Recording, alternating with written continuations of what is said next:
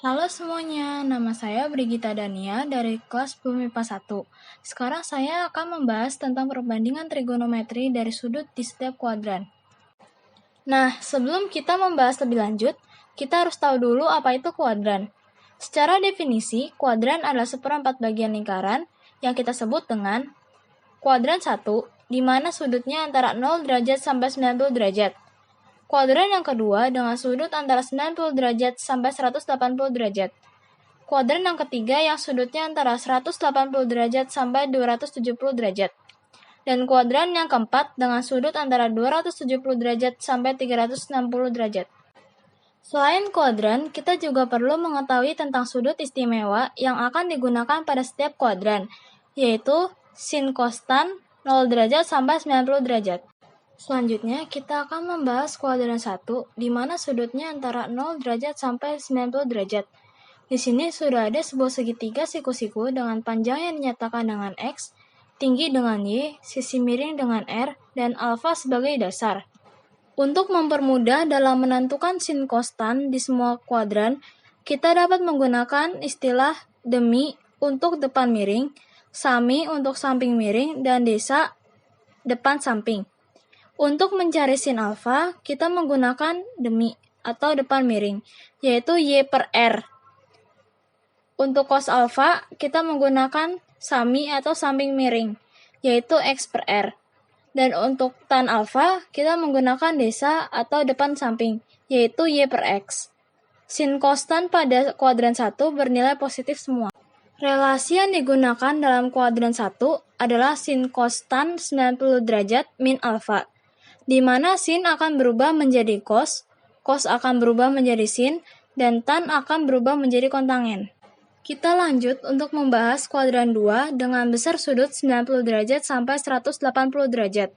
Kita masih menggunakan segitiga siku-siku yang sama, tetapi dengan panjang yang berbeda yaitu min X.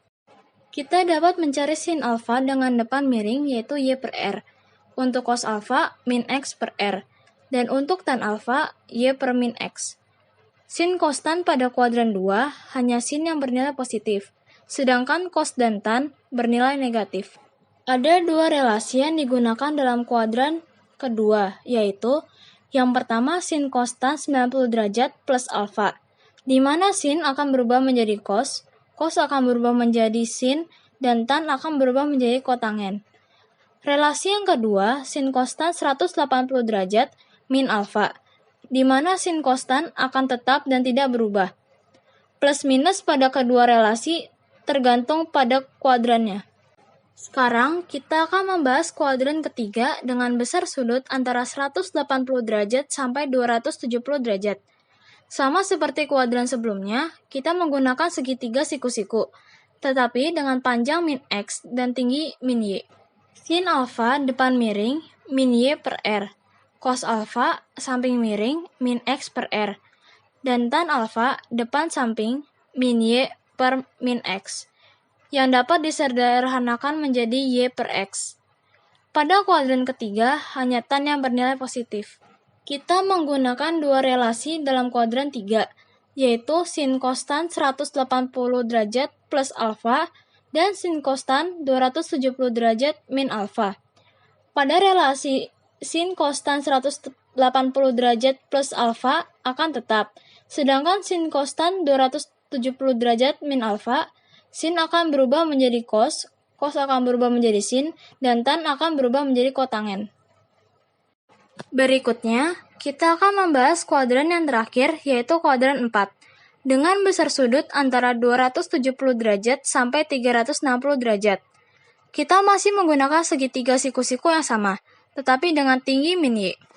Untuk mencari sin kostan, kita tetap menggunakan demi sami desa. Sin alfa depan miring min Y per R. Cos alfa samping miring X per R.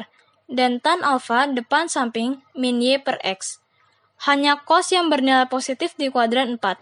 Sama seperti kuadran 2 dan 3, kita menggunakan dua relasi pada kuadran 4, yaitu sin kostan 270 derajat plus alfa dan sin kostan 360 derajat min alfa.